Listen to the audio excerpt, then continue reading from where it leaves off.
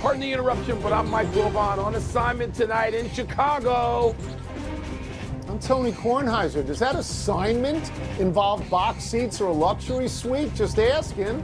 Great seats, Tony, great seats, but I'm outside. I'm outdoors, and it's going to be a game time. First pitch temperature of like 57 with some wind. That's terrible.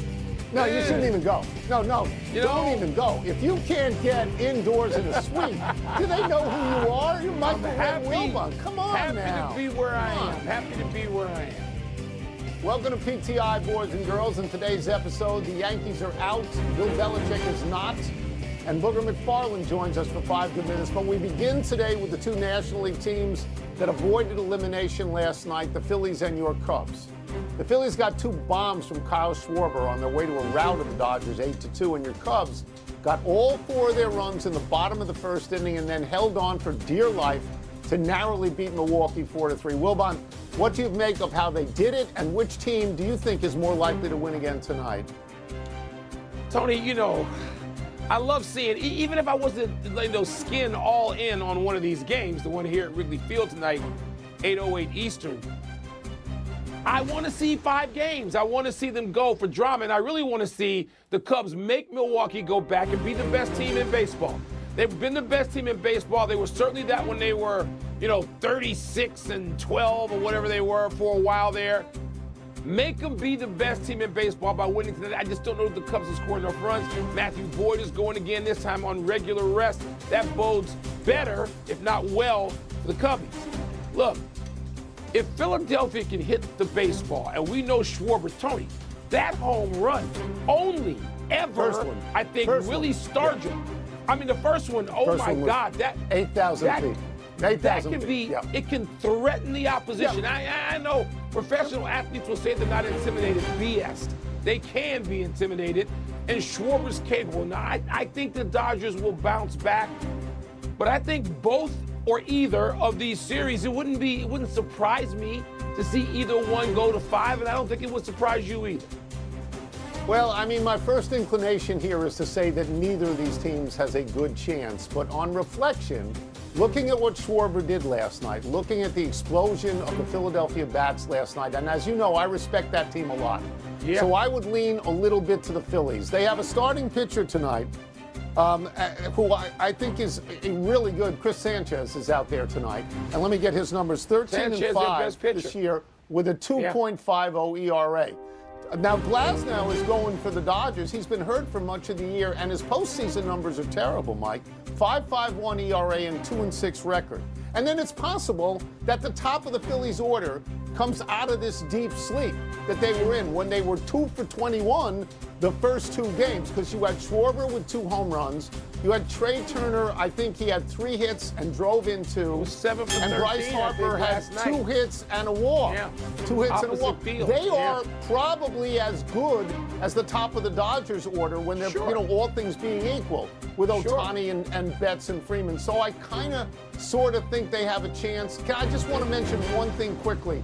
I got very excited when I found out that Clayton Kershaw was going to pitch last night, work in the bullpen. I had no idea it would be that terrible. No idea. I think he should be starting tonight instead of Glasnow. They should have turned that around. Yeah. Kershaw should be starting tonight, not coming out of the bullpen last night, to me. Mike, I don't know if we're ever going to see him again. I don't know now if we're ever going to see him again. That was a bad inning. Well, these playoffs are going to move on without the Yankees, too. The Blue Jays eliminated the Yanks in last night's Game 4 as New York starter Cam Schlittler could not replicate the dominance he showed against the Red Sox in the wild card series. Tom, where does that outcome put each of these teams? Well, it puts Toronto in the ALCS, and I'll get to them in a second. I want to start with the Yankees, and I want to talk about the notion that people want to fire Aaron Boone because his playoff record at the moment is 25-27. Aaron Boone started managing that team in 2018, and since he's been there, they have the 3rd most wins in baseball, right? I mean, my feeling is that Aaron Boone knows what he's doing. They got 94 wins this year, which is the same as Toronto. They get into the playoffs without their best pitcher, Garrett Cole, throwing 1 pitch all year.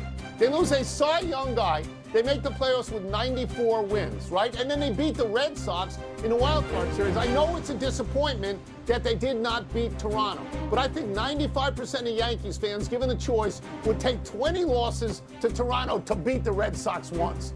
They had a chance last night. They left 10 people on. The 6th inning, the 7th inning, the 8th inning, the 9th inning. They had runners in scoring position. They only brought one in. I don't blame Aaron Boone for that. Tony, I don't blame him for that. I'm with you right down the line. This is not 1927, where Ruth and Gehrig get to play a regular season and advance straight to the World Series.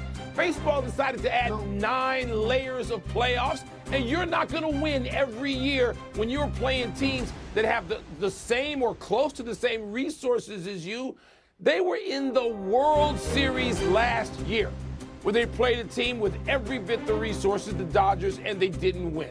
Toronto is a big market, rich team with star players, Vlad Guerrero. Yep. Come on now. Yep. The Dodgers aren't some homecoming opponent. People are idiots. Don't get rid of Aaron Boone to bring in who's gonna do what differently. That's silly.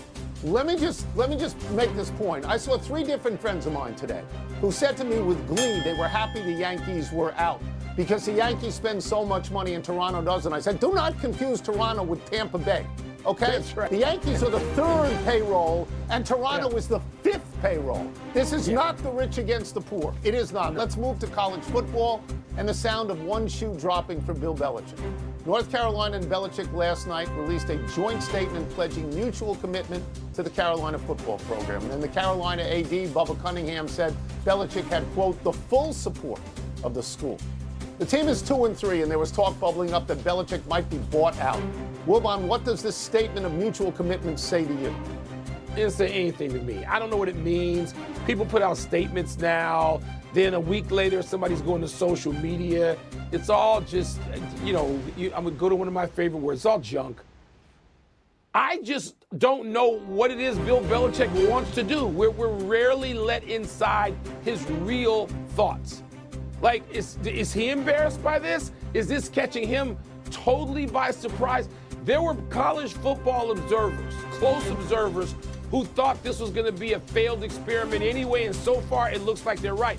Would Belichick walk away after a year? Suppose they turn it around and win 4 straight games at the end of the season and they get going. Can he build a program? Or is NIL a transfer portal and $2 million freshman quarterbacks? Is that all beyond Bill Belichick?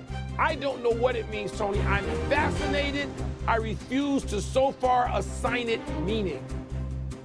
So last night I thought a lot about this because I was texting back and forth with a friend of mine who knows, he's very conversant with the college scene in the state of North Carolina. And he said he had heard they were coming for him. The Sharks were coming for him. Get rid of him right now. And I wrote back and I said, if that were to happen, I think it would be awful.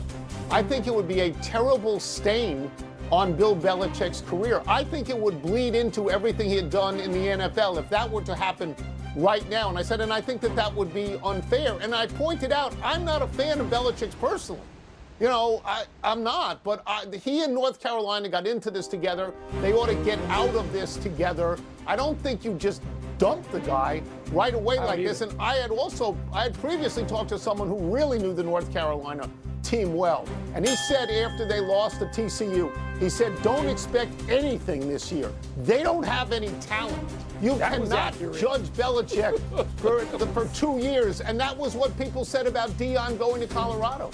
You just cannot make an immediate judgment. You can't do it. Ooh. But Belichick's behavior, to be fair, recently has been, and I'm being charitable here, odd.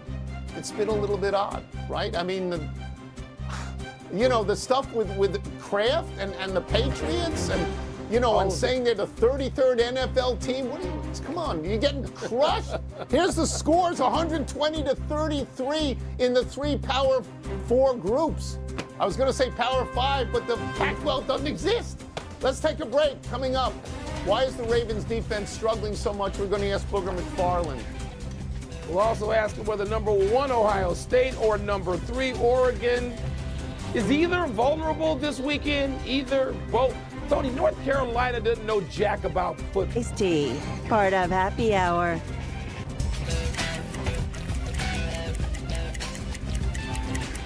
Week 6 of the NFL kicks off tonight, which makes it a perfect time for a visit from our great friend ESPN NFL and college football analyst Booger McFarland wearing a golf shirt from Garden City Golf Club, my boyhood home of Long Island. Let's start with this. Tonight's game, Thursday night game, Eagles and Giants. What will you be watching for in this game, Booger? First thing I'm going to look at, I'm going to see what book A.J. Brown's going to be reading. The second thing, I'm going to see what kind of glasses Big Dom has on. And then thirdly, how many times do they hand the football to Saquon Barkley? Like, that's got to be the question du jour. Understand this. The Philadelphia Eagles are a running football team. And for Saquon Barkley to carry the ball so few times last week, I think there has to be an answer for that. I think there was an overcorrection last week getting the football to the wide receivers. So this week, I think there's going to be an overcorrection getting back to doing what they normally do. And that's running the football with Saquon Barkley, running the ball with Jalen Hurts. Let's see if we can get Jalen Carter a sack because he's been a disappointment so far. I want to see this team play a complete football game because if they don't, the New York Football Giants have a defensive line led by Abdul Carter, Kayvon Thibodeau, Sexy Dexy Lawrence. They can get after the Eagles up front if they don't play. And this game could be a fourth quarter game when I really think nobody across America thinks it's going to be. Let's talk about a team you had pegged early on, Booger. The 1-4 Baltimore Ravens are playing host to the Rams this week. Their defense has been dreadful. You were on this week 1. Are you surprised? Is this bad, even though you saw it coming? And what in the world can they do to change it? Yeah, I'm surprised it's this bad. Like, John Harbaugh's a really good coach. I love Zach Orr, the defensive coordinator. I know what they're trying to do, but somewhere between the practice field and the game field, it's not getting done. And they try to go out and they try to fix it. They signed Jair Alexander, to kind of cover up the back end, but their pass defense is the one that's really struggling. I just know this. I know there's a sign in that building. It says, "Play like a Raven." And that sign has been there for a long time. Ray Lewis, Ed Reed, all the guys that have come through there, play like a Raven. Right now, I think it's a mentality because they're not playing like a Raven. Like, sometimes you can throw the X's and O's out the window. Hey, guys, I'm going to roll the ball out there. We got to roll our sleeves up and we got to go fight. I want to see some fight in this team because if they don't fight, they're going to be 1-5. And as our buddy John King on CNN says, hey, the math is not going to add up because at some point, if you're 1-5, that's 6 games. You only got 11 left. And if the math don't add up for you getting into the postseason, then I'm afraid it may be late, very, very early for this team. Okay, let's move to college football because I am completely, as a son of the Midwest, fired up for a couple of games this week. Number 7, Indiana, out at number 3, Oregon, and of course, number 1, Ohio State. At number 17, Illinois, 2 huge Big Ten games. Do you have Indiana or Illinois, or both, really being ready to score an upset Saturday afternoon? Well, definitely not Illinois. The last time we saw them in a big game, Indiana hung 63 on them, and they probably could have put 80. But when it comes to Indiana, we know how we talk about Kirk Cignetti. Hey, if you don't know who he is, as we always say, just Google him. He's got this quarterback named Fernando Mendoza. I think he's the best quarterback in America right now, and if the draft were to happen today and the team at the top needed a quarterback, he'd be the number 1 pick in the draft. And so anytime you take a quarterback like that on the road to Autzen Stadium, you get an opportunity. And so for Indiana, I think there's a lot at stake. I think they can compete because the last couple times we've seen them, Mike, on a big stage, think about this. We saw them against Ohio State last year. The game was not as close as the score was. We saw them against Notre Dame in the playoff. They didn't really match up. So this is the 3rd time on a national stage we get to see Kirk Cignetti in Indiana see if they can compete with the big boys. I think they hang for a little while. I just don't know if they can pull the upset because I think Oregon is that physical and that fast. But I tell you what, I'm sure going to have fun watching this team because I know they're going to fight for the head coach because he demands that. We will get you out of here on this, and we will stay with college football. In the SEC, now 8th-ranked Alabama is at unbeaten and 14th-ranked Missouri, which at least has a great journalism program. Which way are you leaning in this one? Well, if we were talking about journalism, I'd probably lean Northwestern over Mizzou, but that's a different conversation for me and Wilbon. As far as it pertains to this game, here's what I'll say. I don't really know what to expect out of Missouri. I don't think, Missouri really hasn't really been tested and drug in the deep end of the pool. They played South Carolina, but I don't know if I'd put them up there with the upper echelon But I do know this, they're undefeated. And that gives them confidence going against Alabama. And they got the best running back in Hardy in the SEC. They got this quarterback named Bo Pribula, Penn State transfer. He's a dual threat quarterback. And I know this. Eli Drinkwitz is a very good coach. But it's amazing what's happened since week 1. Everybody and their mother put dirt on Alabama after they lost to Tallahassee. All they've done is come back, beat Georgia. They've come back, they've beaten Vanderbilt. And I think right now, Ty Simpson is playing as good as he's played his entire career. And so here's the thing about this game, though, guys. Think about this. It's an 11 a.m. start. Not noon, but 11 a.m. So imagine eating bacon and eggs for a pregame meal. That's a little different. Trust me, from the South, that's not usually what we eat for pregame meal.